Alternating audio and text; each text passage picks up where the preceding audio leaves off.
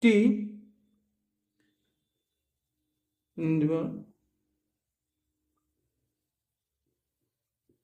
find out the value of t. What is the t value? So first we can write this, we can write 10 into 9 into 8 into 7.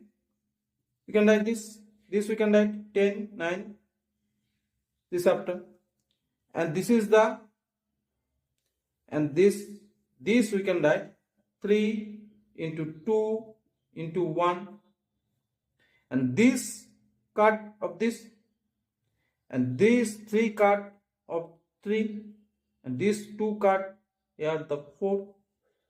So this is the 10 into 3, 30, 30 into 4, this, and this we can write the 5 into 4 into 3 into 2 into 1, this 5 into 4, 12, and this is 20 is 1 to 3, the 60 into 2, this, and so this we can write,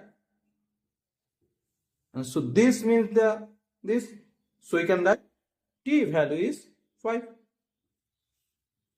So t value is 5.